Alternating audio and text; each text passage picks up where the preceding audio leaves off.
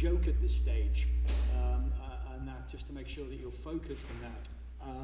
Partly because I come from Liverpool, where making jokes is culturally very important to us, and that, but partly to wake you up. But it's difficult to make a joke when you've got 1 billion people going to bed hungry tonight, when, if Thomas's figures were right from yesterday, 50,000 people have died of easily preventable diseases yesterday. It's just up and down as usual. Yeah, great. And when we perhaps have 2.5 billion, 3 billion people living in income poverty. But let's give you a couple of confessions just to lighten things up before I move into this. What I've got here is not a sort of keynote paper. I've got a series of thoughts about the post-2015 development agenda and ways that one might think of trying to get more value out of it. And these particularly come from work that I've been doing trying to understand why the Millennium Development Goals eventuated and what results have been achieved by the Millennium Development Goals. I've also got another confession. I come to looking at the Millennium Development Goals, the post-2015 development agenda, these issues of global governance and international relations as a cynic. Most of my work has been at the micro level, initially looking at rural development and agricultural development in the naive days when I thought if we could grow more food, that would automatically mean that there'd be less poor people. Then moving on to poverty reduction, particularly looking at microfinance, the role of NGOs, and then working on chronic poverty with colleagues in India and other parts of the world. But back in the mid-2000s, I was actually working in Bangladesh, doing a lot of interviews with poor people, finding out why they thought they were poor. But every time I came back to the UK, then other colleagues would be talking about the Millennium Development Goals. And I thought, I've got to look at this bullshit. And I did think it was bullshit at that stage. Good excuses for people to have to do field work in New York rather than in ropey parts of Bangladesh. But I'm not sure it's bullshit. It's very significant debates, but it's actually very hard to work out ways of engaging with it and even thinking that you might be able to shape it usefully in some way. But there is a lot of attention at the moment on the post-2015 development agenda, and alongside that there's also growing interest, and that will build up over the next 2 years in reaching conclusions about what has been achieved by the Millennium Development Goals, or at least what the performance has been in terms of the goals that were set back in 2001. What I'm going to look through is a lens which is not particularly common when one looks at these issues. I'm going to go back to looking at the idea of social norms and international social norms, work that I started off with Sakiko Fukudapara 4 or 5 years ago. So I'm not going to be particularly interested in looking at what's happening to income poverty, what's happening to maternal mortality. Instead, I'm looking at this question of, did the Millennium Development Goals help to promote the end of poverty as a social norm? Did they help to get people across the world thinking that it is morally unacceptable to have extreme poverty in an affluent world? And we are now living in an affluent world. The material resources we have, the technologies and the organizational capabilities mean that our generation, perhaps unlike other generations, has the resources to end extreme poverty.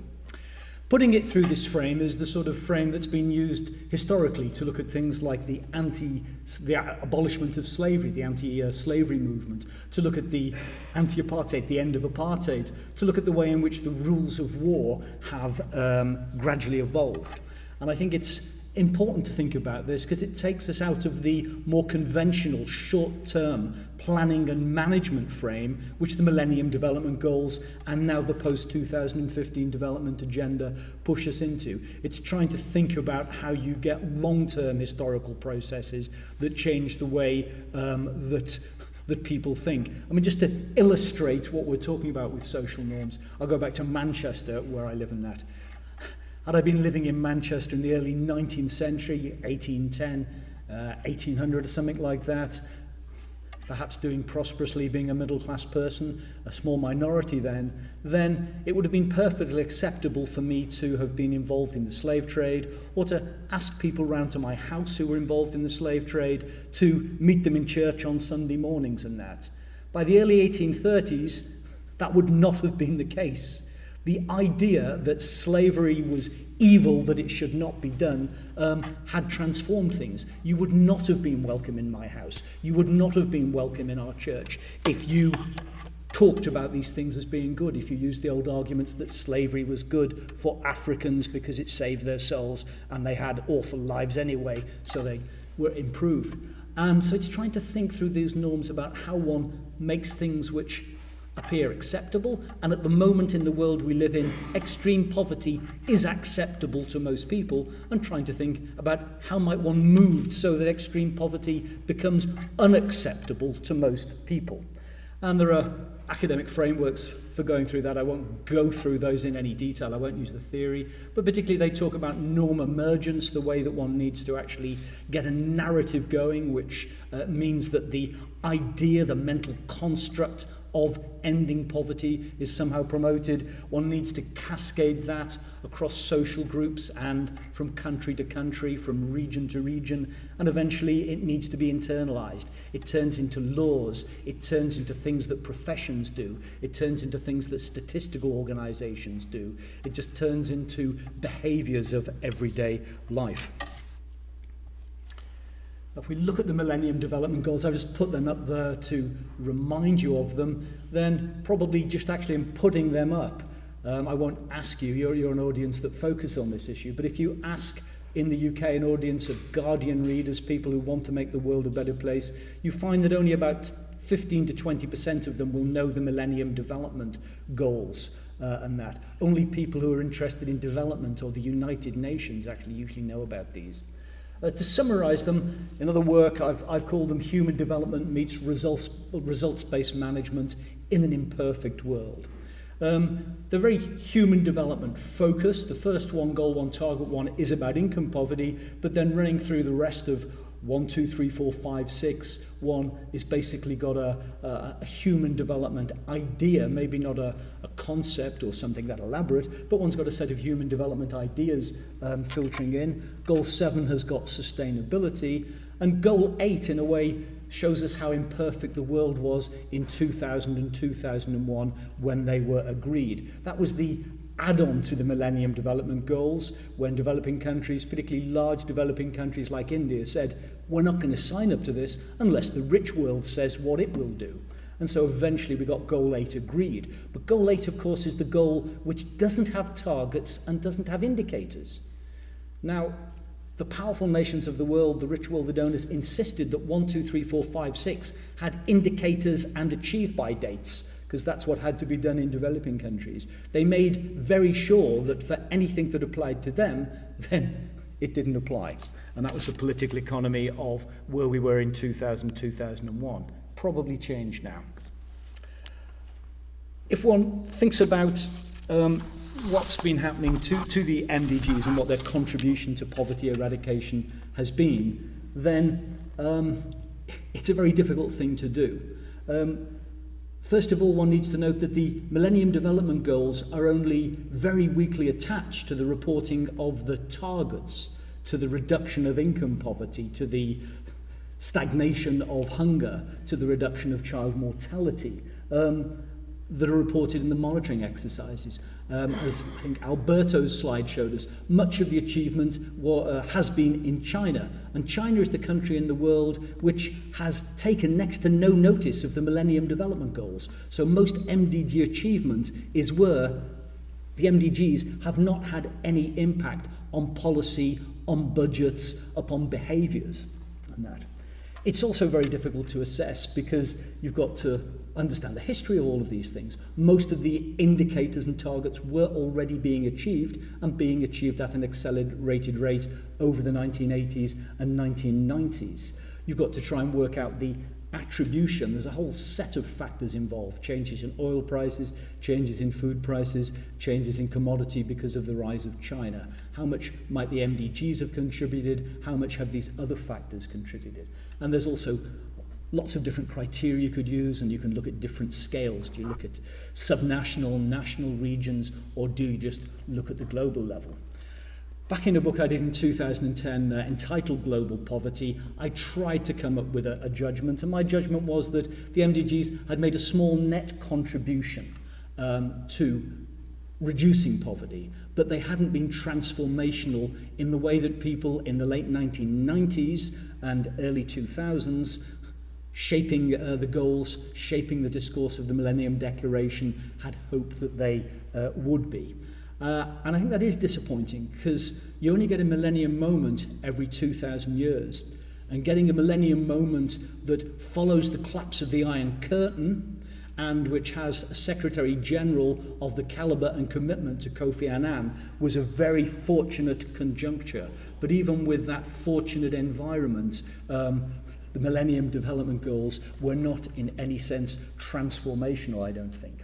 You can pick out good news. If you pick out good news, then the obvious one to go for is to look at aid volumes, which had been steadily reducing over the 1990s, but perk up over 2000 to 2007 and 2008 before they begin to stagnate again if you're looking at the traditional, the OECD donors. If you look at the UK, I don't want to advertise the UK too much, it's a bit embarrassing in that, but actually in the UK they did have a major effect, and you can see that in the fact that our Conservative party, the party which is anti-aid, which always thought international development was a component of foreign policy, the fact that we've now actually got them committed to poverty reduction, committed to increasing foreign aid, even when we've got an austerity budget on ourselves.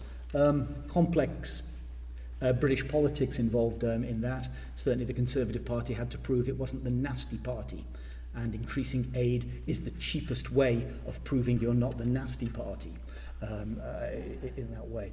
The European Union you can track things through to, but actually if you want to join the European Union, the sessions of 2003-2004, you have to at least pretend you're serious about about global poverty reduction and about aid. The countries that joined in 2004 had to commit themselves to having an aid budget that would be 0.33% of GDP by 2015, and they had to set up some public organisation that would be managing aid and engaging with the Millennium Development Goals. But you can also cite the bad side of the MDGs. I think Bill Easterly certainly gets it right in pointing out how aid-driven they've been. It's as though poverty reduction is something that is done by foreigners with aid. No, most poverty reduction is done in poor countries, mainly by the poor people themselves, but also by other parts of those countries and by their national governments, if the national governments are functioning well. The MDGs also left control of national plans for poverty reduction in the hands of the World Bank and the IMF, which was often able to ignore the Millennium Development Goals. I did a series of interviews at the IMF in the mid-2000s, and I think the two comments that stand out for me, oh yes, the MDGs, we always have to mention them in the introduction to our reports, but if we let them influence our analysis, we wouldn't be good economists. A belief that they were simply a license for spending more money than was available. I think it was the chief economist for Africa at the IMF said to me, oh, the MDGs, they're European social policy. The bank doesn't do the IMF doesn't do European social policy with that. And if you look at the countries, the US really hasn't had much to do with them. James Baker tried to strike Millennium Development Goals and poverty out of the 2005 UN General Assembly declaration 700 times. There were 700 places he wanted to bracket. The BRICS really have not engaged with the Millennium Development Goals, so that would be bad news. The framing of them, I think, is all important. They were framed as a tool for aid agencies, for international development agencies, to plan and manage and program development. You see that most when you look at the work of Jeffrey Sachs and the Millennium Project. It's really a very high modernist approach. It is going to deliver poverty reduction to poor people. Experts will identify the technologies and the methods. Foreign aid will be doubled and poverty reduction will be delivered. A real neglect of reshaping public attitudes, of thinking about whether one needs to mobilize grassroots support in the rich world for aid, in middle-income and low-income countries for poverty reduction policies in that way. There were two main exceptions to that approach. One was the Millennium campaign, and the other was GCAP, the global call to action against poverty. I'm forgetting what it's called now. The Millennium campaign was housed in the UN next door to Sachs's Millennium Project, and that sought to mobilize public support for the achievement of the Millennium Development Goals. It organized the stand-up events, if any of you went to any of those, in a number of countries, but certainly the evaluations of it suggest it's only fizzled along. It did manage to get, I think, 100 million people, it claimed, in India to stand up, or some tremendous number, but I think that was the Guinness Book of Records counting that, not any statistician involved in it. The Global Coalition Call Against Poverty is still running, is still operating now. It's an alliance, I think, across more than 100 countries, but certainly if you look at Clive Gabbay's book looking at that, most of the national chapters in developing countries are followers. They're not leaders in terms of these processes. They're looking often to the UNDP to come up with guidance as to what they should be doing.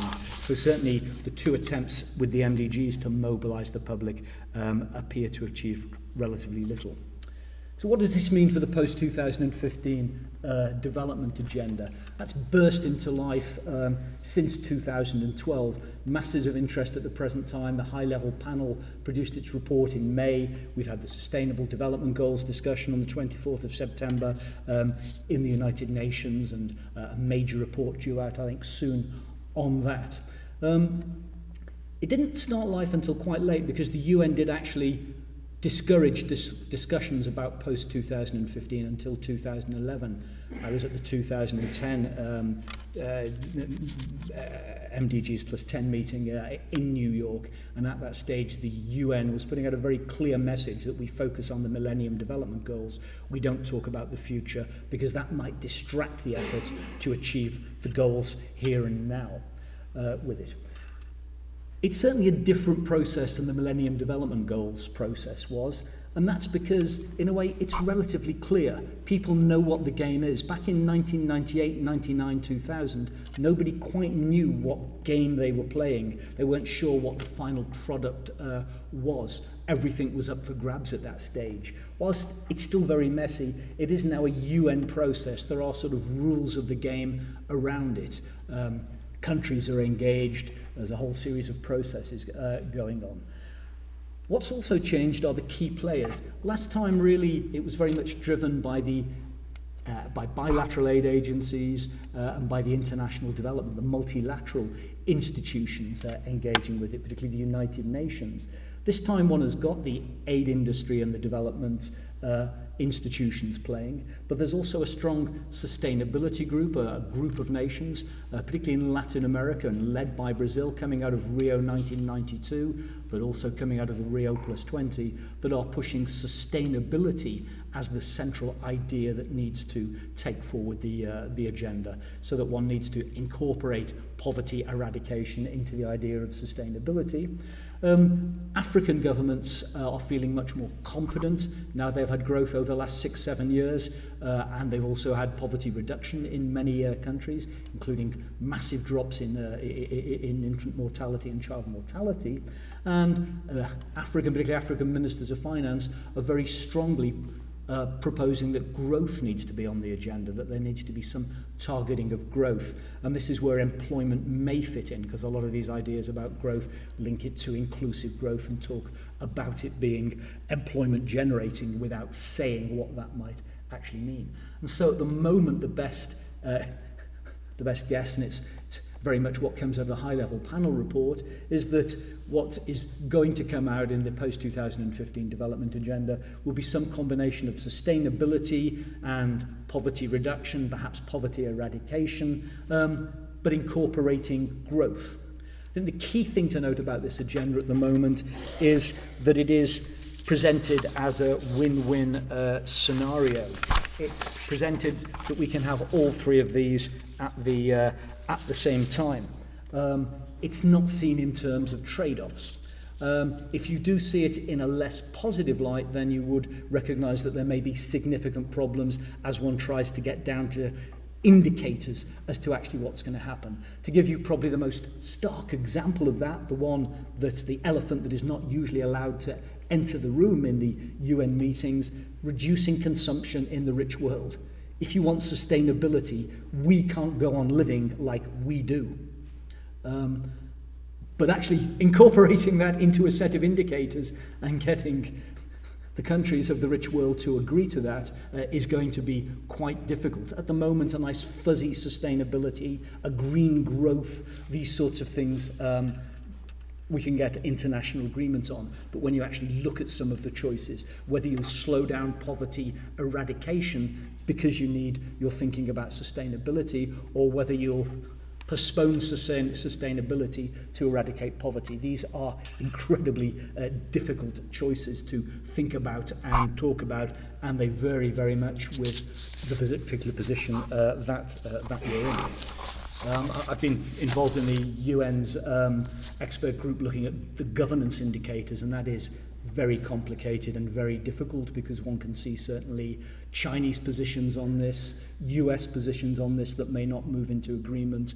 One has incredible problems with the indicators. Most of them are at the World Bank and tend to use business opinion as a key indicator of the quality of governance, and that may not be what citizens want. Foreign businessmen commenting on how good the environment is for establishing a business. 5 minutes to go, okay, on that. So these things are difficult. The question that I ask, the key question for me is who's missing at the moment that you might want involved in these processes? And I think there are two sort of big omissions at the moment. The first one, I don't think it's going to change, is that the great or the emerging powers, depends on how you want to conceptualize them, but the US certainly is not taking a leading role in these processes, neither is China or India. It may be because it's not a big issue for them when you look at the international agenda that they're concerned about, when you look at the trade agenda, when you look at securing supplies of energy for China, the US and India, when you look at securing raw materials. These issues are obviously much more important. Or it may just be that they've decided to sit on the sidelines and engage if they get concerned as the conversations go on. But the second big omission, and I think this takes us back to what we were actually talking about at the end of the day yesterday when we had those excellent presentations looking at how you might get non-violence and collective action and collective resistance to operate, is looking at civil society. And certainly I think that those grassroots contributions have been very carefully managed and packaged. They've been consultative, and there has been masses of NGO and civil society consultation and national consultations in 80 countries through UNDP, but I don't think those have been engaging or mobilizing. I don't think they've really been getting people to put energy into what they're doing, to think about whether they could imagine a different world, have some sort of different idea in their head, have a different construct about the sort of world that we might have. We've had these UN-guided national consultations. We have a powerful group of NGOs in Beyond 2015, a coalition of northern and southern NGOs based in Brussels, but certainly the people who work in it are concerned that it's the northern NGOs that tend to be dominating the debates, and they certainly frame their inputs into the formal processes. They haven't got a sort of messy alternative as we had in the large conferences and summits of the 1990s when the elements of the MDGs were formalized, were put forward. Instead, we've got much tidier bureaucratic processes. The Southern Voices are a group of southern NGOs that I'm involved with, and think tanks putting forward arguments, but they're financed by the Government of Canada and only started off 6 or 7 months ago when most other actors were already running. There's Participate, a group of 25 southern civil society and NGOs working together, but that's financed by the British government and managed out of the University of Sussex in the UK. So all of these are quite strange processes if you're looking at them as autonomous civil society action. What are the consequences of this? Well, I think it is that we've got a very professional, a very structured process at the moment. It can show that people have been consulted. It can show that 1.5 million people have responded to the My World website. It produces polished documents and counter-documents, but I don't really think we've had effective public engagement. It's very nice that the UN on the My Word site has got 1.5 million responses, but what's the methodology by which they turn 1.5 million responses into a statement about the sort of world that these 1.5 million people take? How do you pull together 1.5 million voices? I mean, usually you do that by having representative organizations, by having civic organizations that have to coalesce and agree and negotiate deals. This sort of consultative process is extremely strong. So I think there's a real danger of repeating the MDG experience. We won't impact on international social norms. We won't actually create an idea about eradicating poverty that might spread around the world. We produce a complex technical list for political and professional elites, but not a narrative or a norm that actually actively engages civil society in poor countries and in rich countries. So what to do? Final minute, okay, Thomas. A partial conclusion is what I'm going to give you, and that's where you'll come in, because I'm looking to you to actually give me ideas about what to do, because I'm really scratching my head on this one. How do we seize the opportunity of 2015? I mean, it's most unlikely that it will be seized, but now is the time to think about seizing it, because every day longer you leave it, it's more likely it's going to continue on this railroad of standard international relations in which countries will make promises and then not be accountable for them. How might we, contribute to the historical evolution of anti-poverty, global justice we might even call it, rather than a well-staged international compromise for policy elites? Some ideas. Well, we've got ASAP. We've got university campuses and student social media around the world. This time next year on Poverty Day, is it possible to do something that might just actually get some energy, some civic debate into this, rather than this carefully manicured process? I think we had Harvey Rubin this morning talking about maybe a group of universities trying to come together. Is that what we need as some sort of alternative or different contributor to this process to try and activate it? Can we go to civil society NGOs and trade unions? Could they engage, or are they now so professional, so disembedded, so self-serving that we just can't use them? We're listening to, hearing about WIEGO from Marty Chen. Maybe this is something that WIEGO is in a comparative advantage position, because it still appears to have some energy and genuine roots in civil society. Faiths would be an obvious place to go to, partly because historically they've been very important for abolishing slavery in the anti-apartheid movement. Could one think of cross-faith action? Different takes on that. In the USA, I mean, your religions just seem to be still obsessed with below-the-belt issues, as I believe they're called. And that really seems just incredible when you think of global poverty, and you quibble about below-the-belt issues whilst 2.5 billion people are income poor and 1 billion people are hungry in that way. But we do have a new Pope who's certainly been called a Green Pope, and Paul Vallely, who works with us at Manchester, has great hopes that sustainability and a green economy might be a serious part of it. Do we need to go back to celebrities? Definitely the wrong messengers, but sometimes they can get attention. Or do we need to forget these processes and change the message? Is it actually trying to get inequality on the agenda? Is that what one should look at? Is that the way into changing what's happening? To move away from poverty and to get inequality set into the agenda? But my conclusion is the easy part. I think it's likely that unless something impacts on the post-2015 development agenda process very soon, we get a technically improved set of goals that does not engage the public, that does not contribute much to the creation of an international social norm to end poverty. We get great rhetoric, but little pressure for genuine action, little pressure for accountability. We can debate that conclusion, but what I'd ask you is, what do we do? How do we make ending poverty an international social norm for an affluent world? Thank you.